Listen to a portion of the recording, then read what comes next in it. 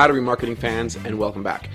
Before we talk about ad exchanges and real-time bidding, which is the current state of online advertising in its most popular form, I want to summarize the rise of ad networks and some of the problems the ad network model created, because understanding the ad network is a very important part of the evolution of digital advertising, and it still remains a really important aspect of the online advertising ecosystem today. So let's jump into this presentation here real quick. As we know, ad networks rose to power because of the tremendous oversupply. There was a huge amount of supply. Publishers were continuously adding new websites. There were literally zillions of potential ad impressions, and the human sales teams were simply not able to keep up with the demand. So you had with the supply. So you had all these advertisers and all these agencies and their sales teams trying to strike deals with all these different publishers, but yet publishers had literally billions of ad impressions that were remaining unsold. They were ending up as remnant inventory. So the ad network was this sort of necessary intermediary which bought huge amounts of impressions in bulk, contextual impressions. And remember, when we say contextual impressions, they generally would buy these impressions for specific categories. They would kind of package them up in these nice deals, and they would then broker them in bulk to the advertisers at a margin.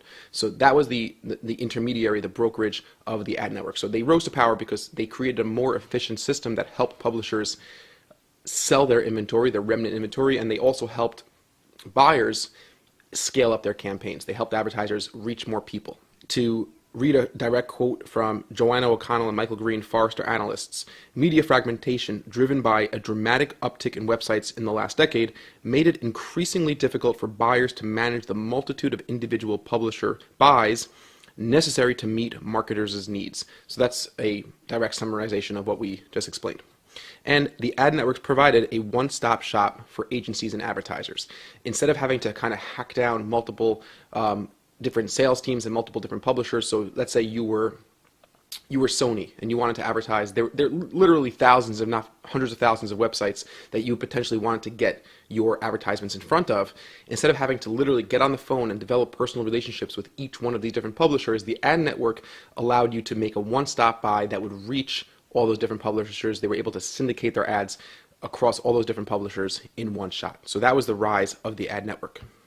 And just for some historic trivia, there were different types of ad networks. You had ad networks that just resold media from one type of publication. So for example, you might have had auto enthusiasts or travel enthusiasts or people who were into electronics. So you had ad networks that kind of specified, they built their niche and they became experts in that niche, and they sold inventory on a CPM model for that specific niche. You also had ad networks that were only selling premium publisher inventory.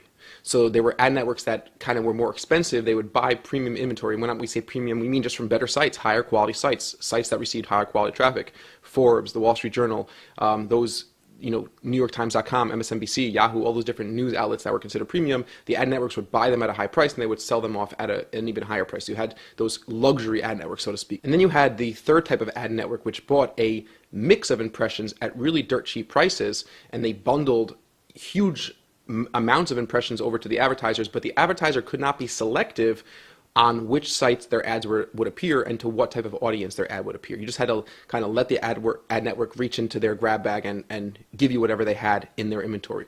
Those ad networks were very similar to the dollar store.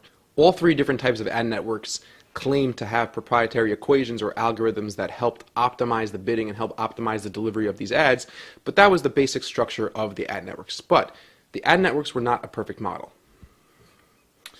There were some major problems with ad networks that became so overbearing to the advertising industry, to both publishers and advertisers, which ultimately led to the ad exchange and the current real-time bidding structure we use today. First of all, there was a major issue with inappropriate placements. Because you were pre-buying huge lots of contextual inventory, advertisers didn't really know exactly which websites were showing their ads. So you might have a company that's trying to advertise their cruise ship, and their ads might show up on a news article that's talking about the latest cruise ship disaster that killed 45 people, whatever it may be. So that would obviously not be good. And there was very little transparency. these ad networks, because they had so much control, because they had so much power, because they were so necessary at the time, they weren't very transparent with which websites these ads showed up on. Some of the ad networks did, some of the ad networks didn't, but there wasn't a lot of trust or transparency in that system, in the relationship between publisher, ad network, and advertiser slash buyer slash agency overall. So there was a real lack of transparency, which ultimately led to a lot of inappropriate placements where advertisers were bidding and buying inventory that they really didn't want. So that was one of the major issues. There was also a lot of confusion in the pricing model between the ad networks, buyers, and publishers. Ad networks were buying inventory and they were reselling it to the advertisers, but the advertisers didn't know what cost the ad networks were paying for the inventory that the advertisers were buying for a marked up price. They knew that there was some sort of profit margin. Of course, everyone's got to make a buck. There's no problem with that, but they didn't know how much. And that confusion is a major point. It's a major factor because an advertiser who's spending tens of thousands, hundreds of thousands of dollars a month on buying this inventory from the ad networks, in the back of their mind, there's this nagging feeling, hey, if I would have cut out this middleman, if I would have just, picked up the phone and called these publishers directly, I could have gotten a much better price. If these ad networks are making such a profit, then obviously these publishers are willing to sell pretty low. So there was a lot of confusion about the pricing model. And that led to just a kind of souring and a distrust or lack of trust in that relationship.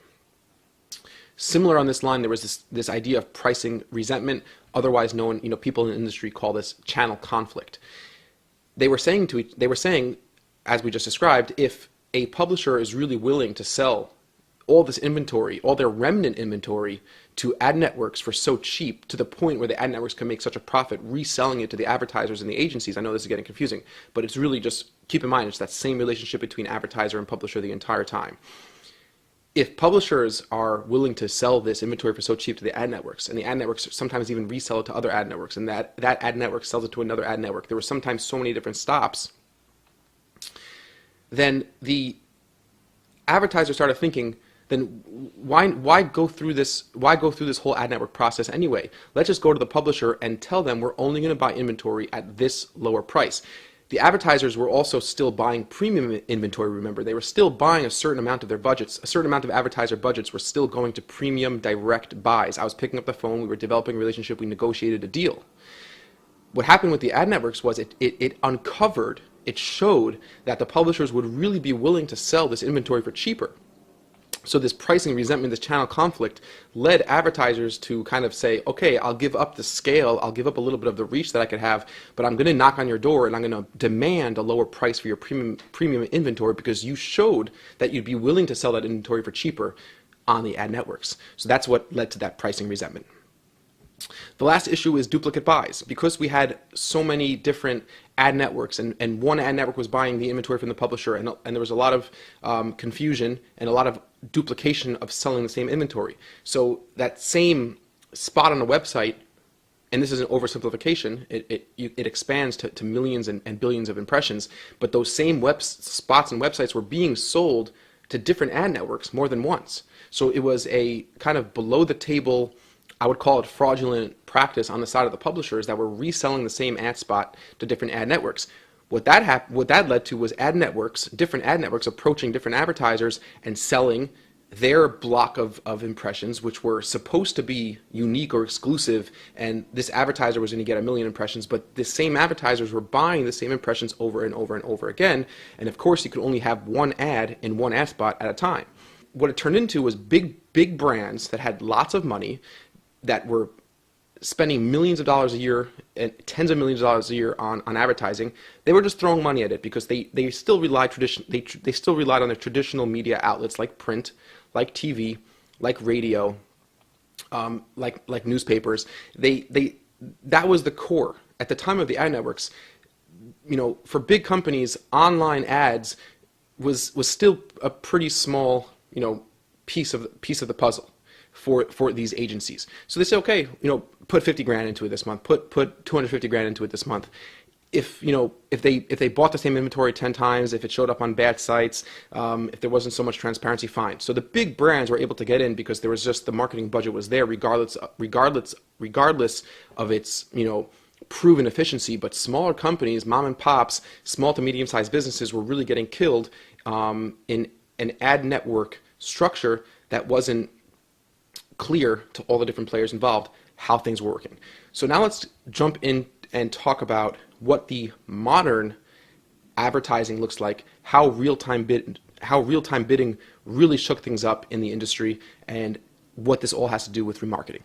Hope this wasn't too much. Hope it wasn't too confusing. I hope you're starting to get a sense of kind of the evolution of the digital advertising ecosystem, and we'll see you in a couple seconds in the next video.